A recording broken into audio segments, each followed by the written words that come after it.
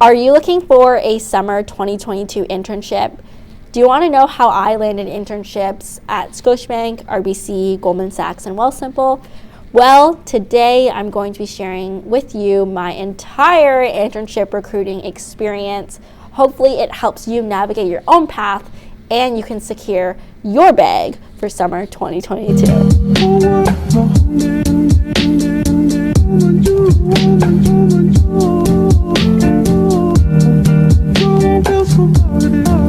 Hey everyone, it's Lynette. Welcome to another video. Today is going to be a chill, relaxed video where I'm going to be spilling the tea on the internships I've had in the past, how I got them, the application process, recruitment cycles, and hopefully you can learn a bit from my experience so that you can find your very own summer 2022 internship.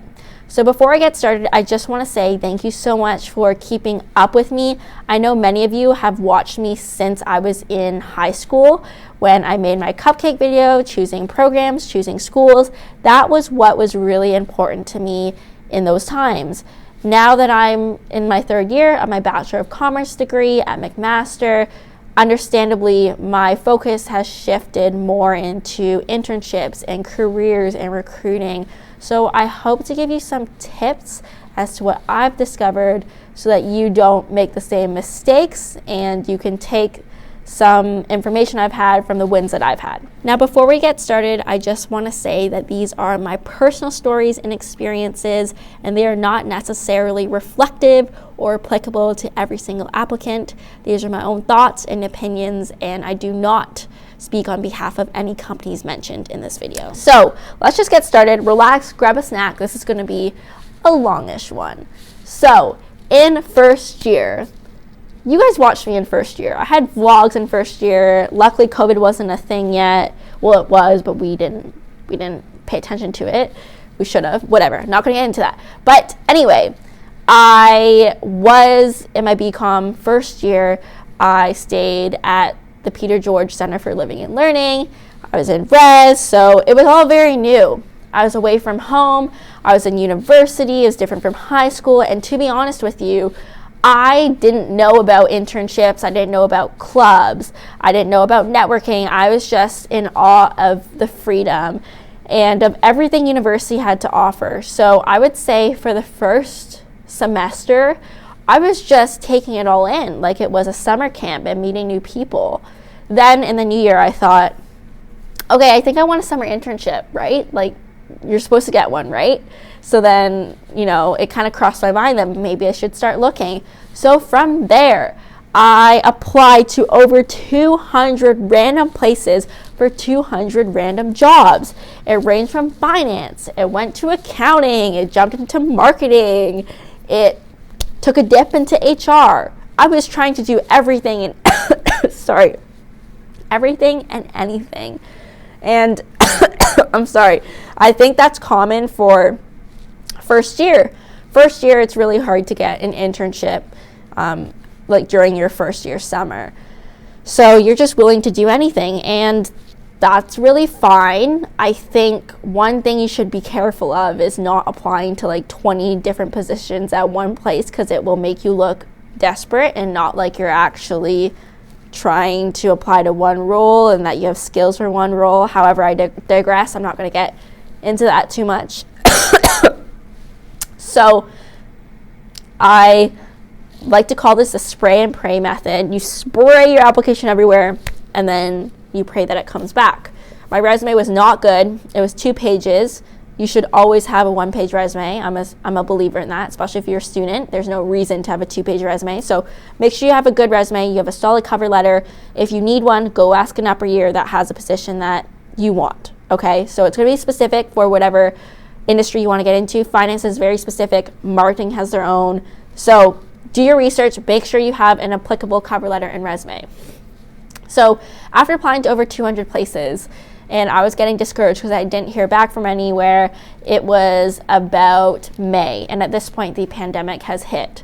Okay, so I got sent back in late March, and I still didn't have an internship. And I was like, oh my God, am I not going to get an internship? This is so awful. So from there, I was actually so frustrated. I went on the subreddit r/McMaster, and I basically just ranted about how I was applying to places, and potentially I wanted to go into finance, and I wasn't hearing anything from the banks despite knowing some people from the banks. And someone reached out to me, which ended up being someone I crossed paths with in the future.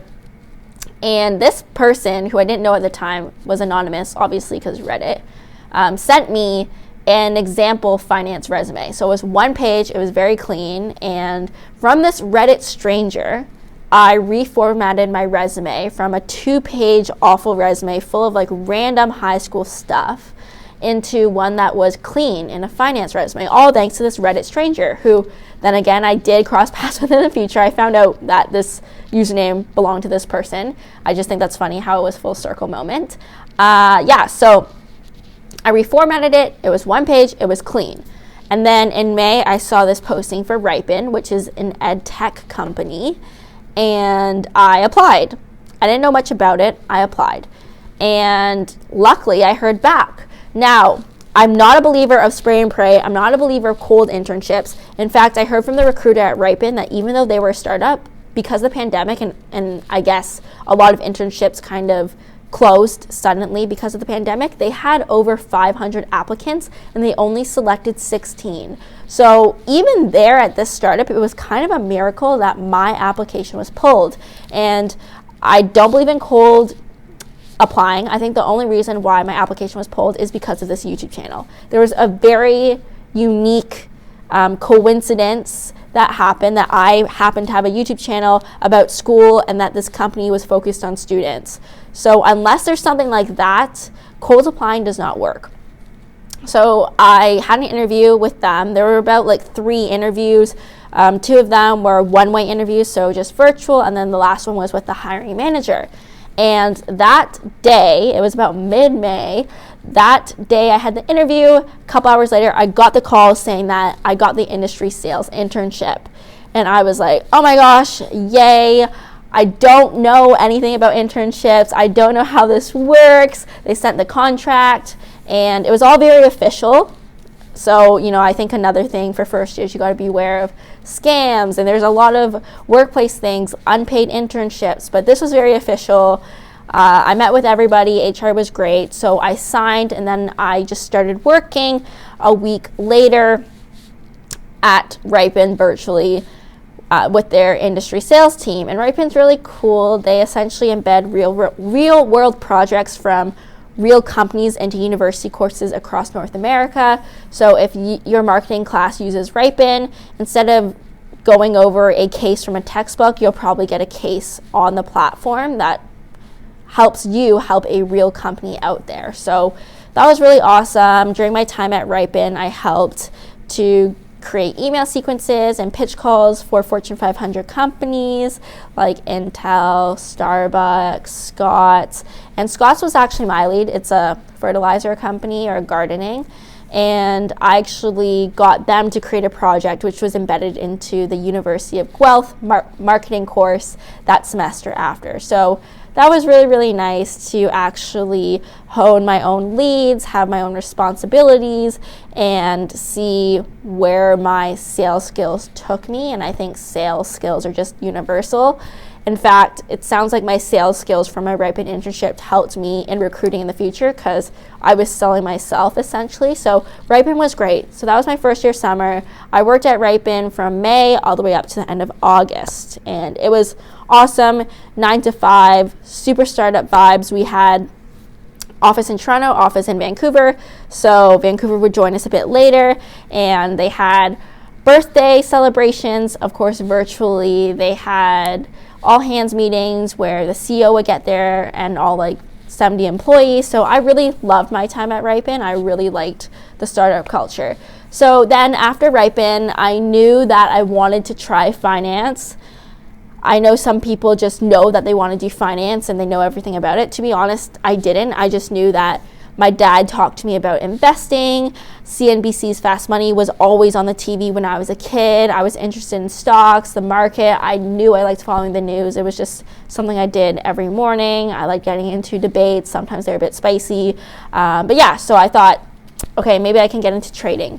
So during my internship at Ripen, after work, I would try and have virtual coffee chats with alumni from McMaster who worked in sales and trading. And depending on your school, you'll have a lot more alumni or you'll have few. So at McMaster, I had a decent amount. Of course, you can reach out to other people who aren't from your school. I just always like to start there. So I learned a lot about the role just by talking to people, and I thought, okay, this actually sounds awesome. I would love to give it a shot. Now keep in mind, internships aren't your end all be all. Like, you can jump through different ones. So if you don't love it, that's fine. But if it does sound like interesting to you, why don't you put your name in the hat? So towards the end of my first year summer, so I think I had 2 weeks left of my summer when Ripen kind of finished, I saw a posting for RBC's Women's Advisory Program. I emailed the recruiter and basically followed this template, which you can see I created on LinkedIn, and I just told her three reasons why I'd be a great fit. And I ended up getting an interview with a VP of investment banking. And unfortunately, I didn't get into the Women's Advisory Program. And I was super, super upset because this program is essentially an early identification program, and it fast tracks you for a second year capital markets internship. So I was like, oh no, like, I'm really, really sad. Then I applied for a Wealthsimple internship. It was in accounting and like more finance accounting. And I didn't get that either. However, I met some really cool interviewers. So at this point, I was a bit discouraged. It was about September. I started my second year, and I didn't have my next summer internship lined up, which is fine, but for capital markets, it does start really early, usually a year in advance. So I was like, oh no, I don't know if I'm getting a capital markets internship. And then I saw Scotia Sales and Trading pass my LinkedIn feed, and I remember thinking, I'm not gonna apply. I don't think I'm gonna get it because at that point I've been dragged through some rejections. So I was like, whatever. And then I told my dad about it, just having a catch-up call with him.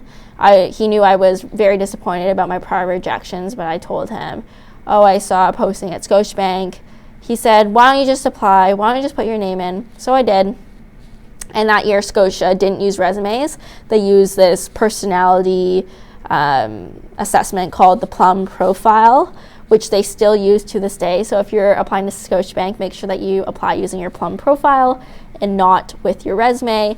So it was a unique process. I just did it. I did a one-way interview. I applied, whatever.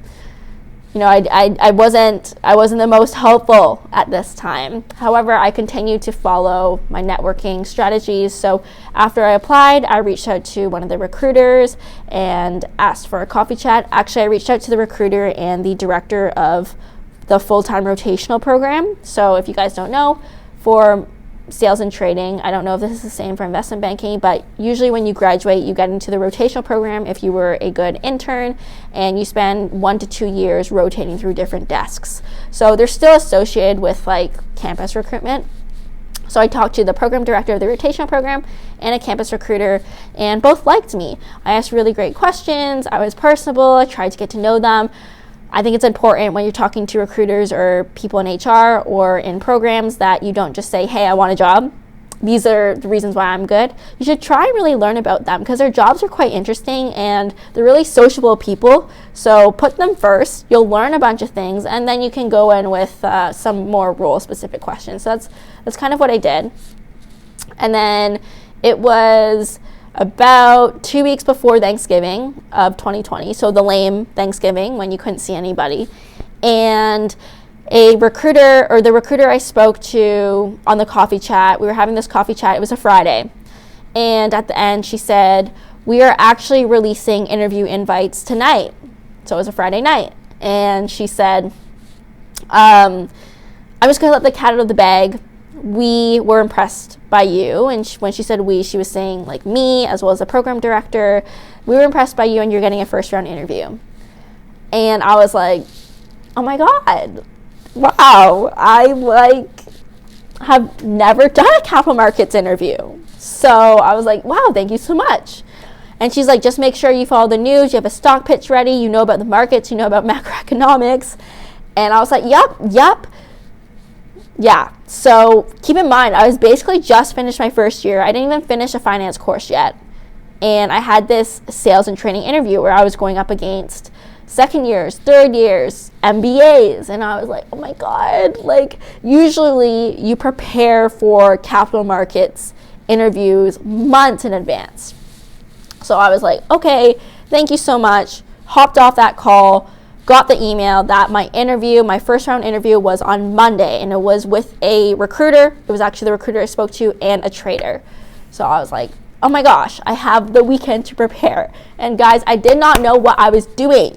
Now that I'm the VP of the investment club here at McMaster, I try and prep students ahead of time. I get them decks that I use. I try and quiz them, really refine the resume and cover letter. Like I did not know what I was doing. I had 2 days to prep.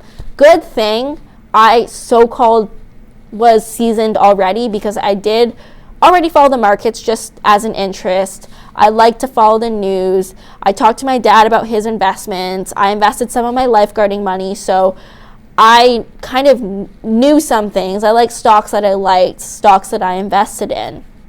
And so basically when I was going through the deck, I got a deck from a student I admired who worked in sales and trading. And this was a Citigroup deck. So I went through it. I knew a lot of stuff based on macroeconomics, equities, so stocks I was familiar with, but I really was not familiar with fixed income, derivatives, options, because those are more advanced concepts that, once again, I was basically a first year and I was not aware of these things. So I had limited time. I couldn't go through all 200 questions in this deck. So instead, I just highlighted the ones I had absolutely no idea about and tried to grasp those concepts so that I could get a decent understanding of all the different asset classes. So, fixed income, a bit about derivatives, options, foreign exchange, equities, trying to scratch the surface of all of them. And keep in mind, the interviewers did know I was one of the younger ones, so they weren't going to completely be super, super harsh on me as they might with MBA students.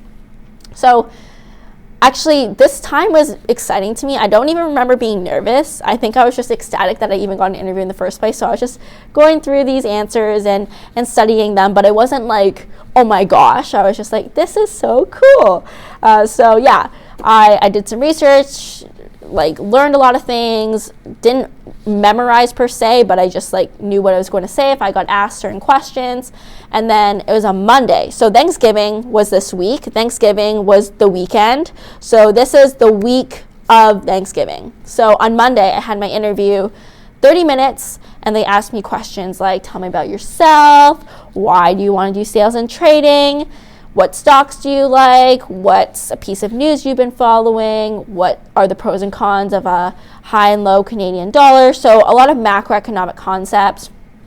And I guess I did pretty well. I answered just the way that I would if I were talking to my dad. I guess I was nervous, but I got along with the interviewers really, really well. So that was fun. I had a good time.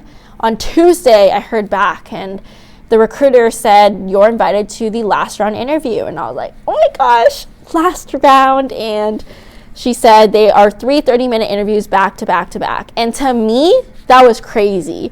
Now that I've been in capital markets for a while, these are called super days. So they're very much a standard where essentially it is 3 30-minute interviews back to back to back, sometimes more, and it tests you on your behavioral, technical, and situational. So for me, I was like, oh my gosh, 3 interviews, that's so many. That is so unusual, even though it is very usual in the industry.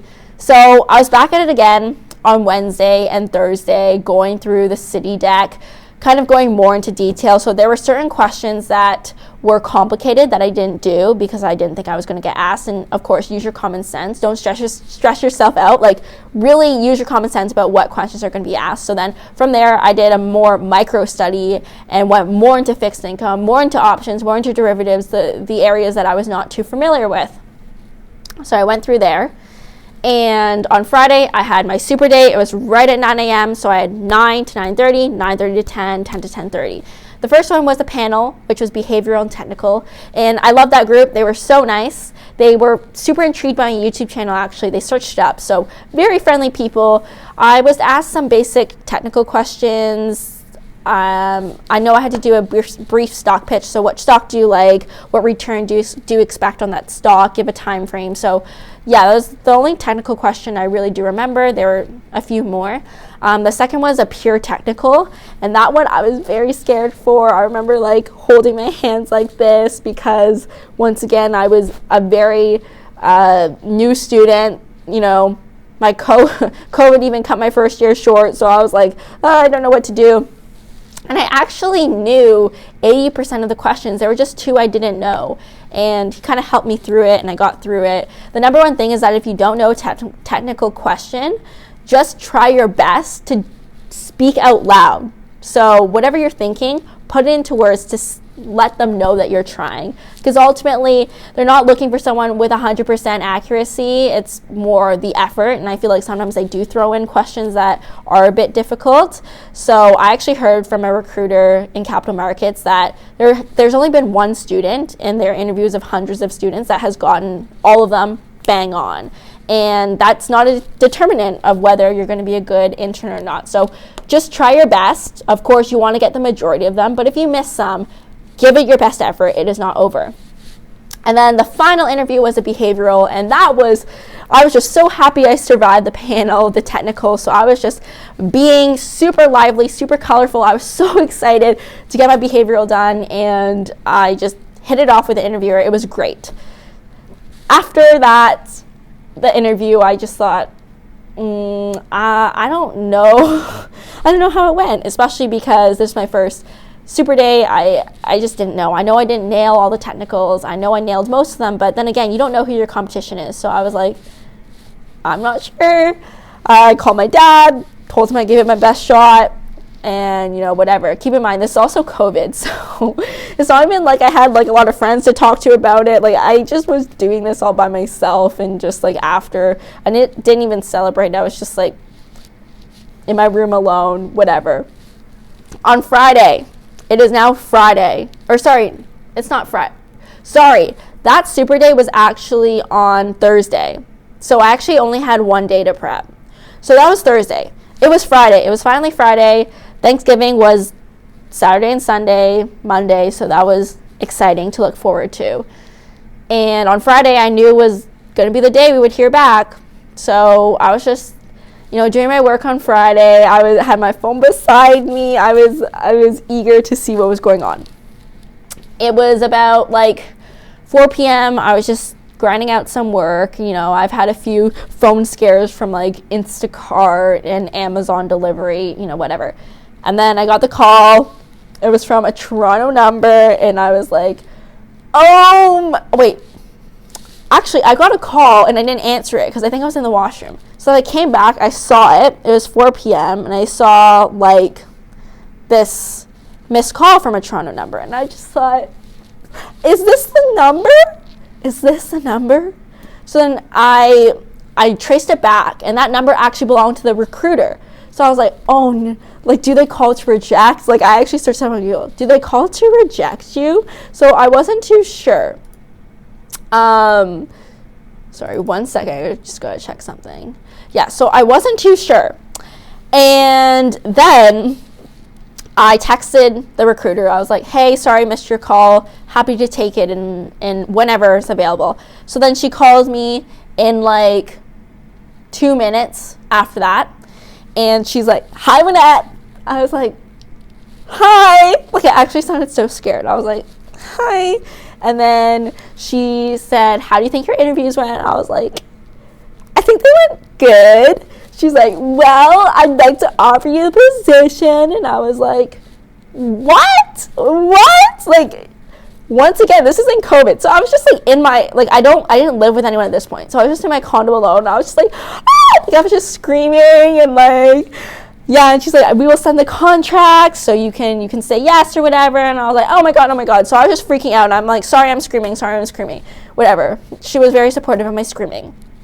So yeah, she hung up the call, and then I was just like jumping and dancing around in my room alone. Like, that's probably like the saddest thing But no, it's the saddest and happiest thing. I didn't celebrate with anyone. I was just like to myself, like, oh my gosh. And then I got the contract, I signed it, and actually one of the managing directors who interviewed me called me to say congratulations, and I was so happy about that. That was touching to me. And yeah, so I head into Thanksgiving weekend with a job, a summer 2022 internship, and that was awesome. Luckily, actually, one weird thing is I got sick on Friday, so I actually went to the hospital. I went to the hospital after getting my summer internship because I was really sick and I thought it was COVID. So yeah, that was kind of a turn of events, but I was still super happy even though I was sick. And yeah, so I went home to Thanksgiving, was living it up. And just to give a brief rundown, summer 2021 came. It was remote. I worked there. I was specifically on the foreign exchange trading desk.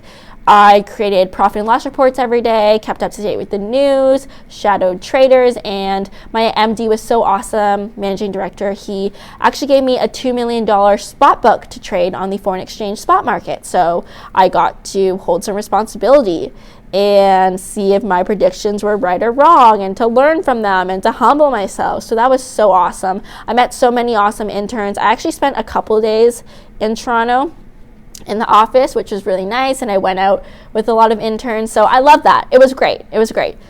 So, okay guys, this is the last recruiting cycle. So, third year summer is what they call penulative, how do you say it?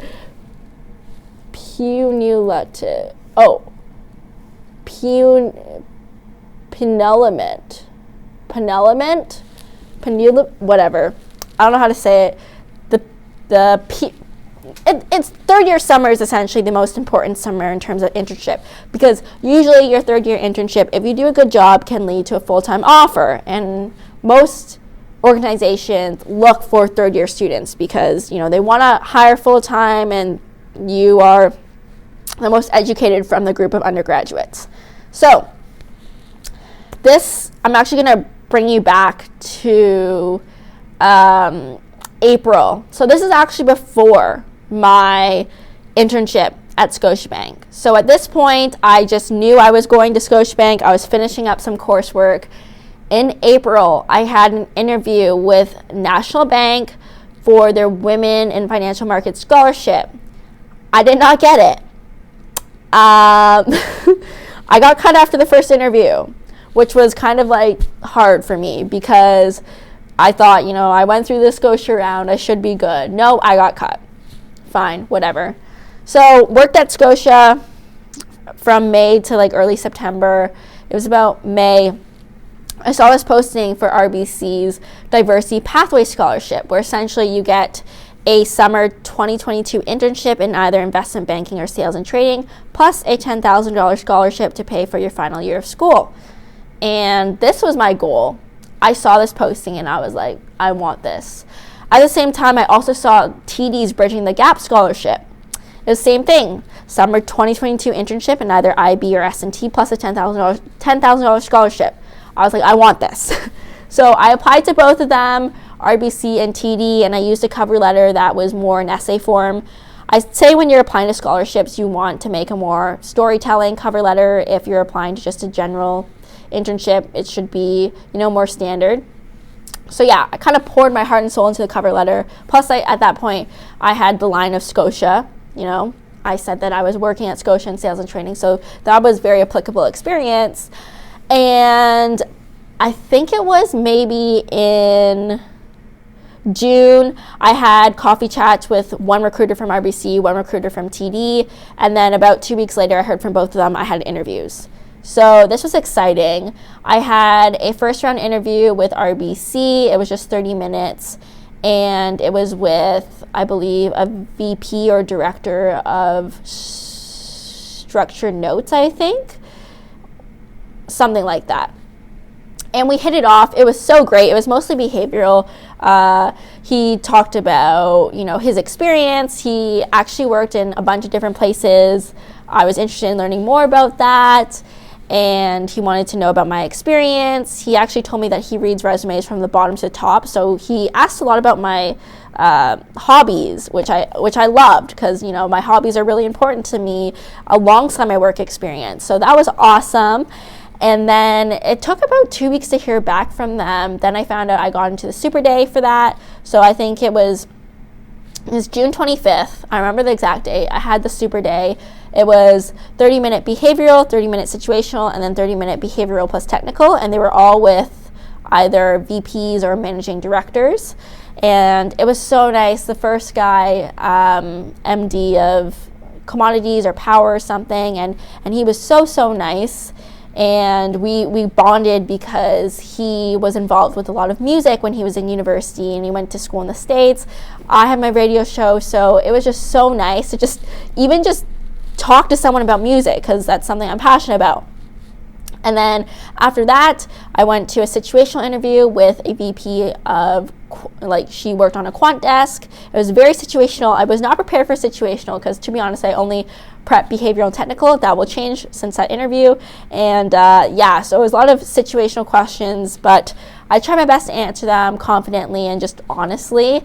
Don't try and answer the way that you think they want you to answer. Just answer it the way that you would actually react in such situations. And then after that, I had a final behavioral technical interview with MDs of equity research, I believe, and this was really nice. They were both women, which is kind of rare in capital markets, so that was nice to talk to them. They're both mothers. One was a recent mom, new mom, so that was really cool. They were interested in my YouTube channel. They asked about some stocks I liked, the bear case for that stock. So this was more technical.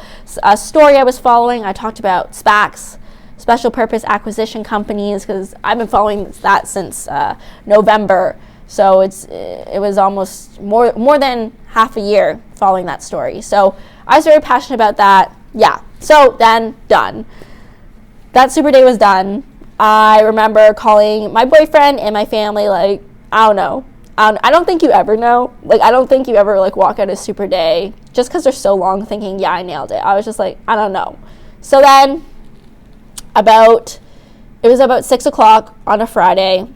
Okay, I get the call, and it was the VP on a quant desk, so the situational interviewer, who called me, and she said, "We'd like to offer you a spot in the program." And I jumped. I literally jumped. I got air in my bedroom. And at this point, at least COVID was kind of taming off, so I actually had friends. So I was oh my gosh. And I was I'm so sorry for screaming. I'm so sorry.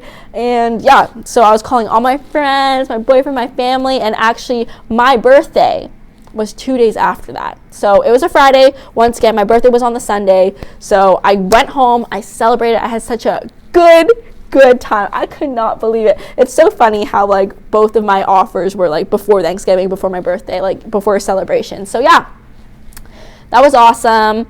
And I, at this time, my final interview at RBC, I also had a first round interview at TD, and I ended up getting into the final round of TD, but at that point I resigned RBC, so I was no.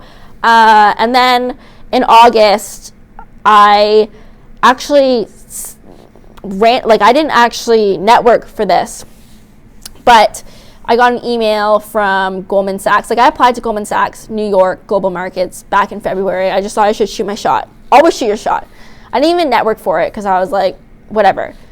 I ended up getting a hire view, which is a one-way interview, so I did that. I don't think it was my strongest performance, really, because at that point I already had RBC, so I wasn't trying too hard. And then I somehow made it to the super day, which was 15-minute interviews back to back on Zoom. Usually they fly you out to New York, but with COVID they didn't. And it was all behavioral, some situational actually, so there were some ethical questions. So I think American banks interview a lot differently. I think Canadian banks are a lot more technical. American banks, ethical, situational, behavioral. So that was really cool. I met some awesome interviewers from Goldman, and a lot of them actually knew my team at Scotiabank, so that was cool. And I ended up getting an offer from Goldman, back in August to join their summer 2022 class in global markets in New York, and I was like, oh my gosh, like, what should I do? Like, but at that point I already signed with RBC. It was a scholarship, and just to give a bit of background, in grade 11 I attended RBC's Ladies Who Lunch event, where I was shown a tour of their trading floor, and that's the reason why I wanted to go into sales and trading in the first place. So RBC always had a special place in my heart, as cliche as that sounds. Like, my eyes lit up at that trading floor when I was in high school. So yeah, and I just met such amazing people at RBC. So yeah, I turned down Goldman, and it was a bit hard because I've always been curious about New York, but just with the pandemic and the way that, you know, I've kind of grown as a person, I do want to start my career in Toronto. So I was kind of a switch up. However, I'm really happy to be joining RBC through their diversity program, and I've met some diversity scholars already, and it's so nice to just get to know everyone. That was just such a long video about my internship journey. So if you stayed till the end, can you comment pizza down below? And I say pizza because for some reason there's a pizza on my laptop screen right now. Anyway, guys, thanks for listening. Thanks for staying around. If you'd like to share your internship experience down below, or you have any specific networking questions, maybe I can do a Q&A, let me know. I'll let you guys go though. This has been a long time. I will see you in the next one. Have a good one. Bye guys. Happy exam season.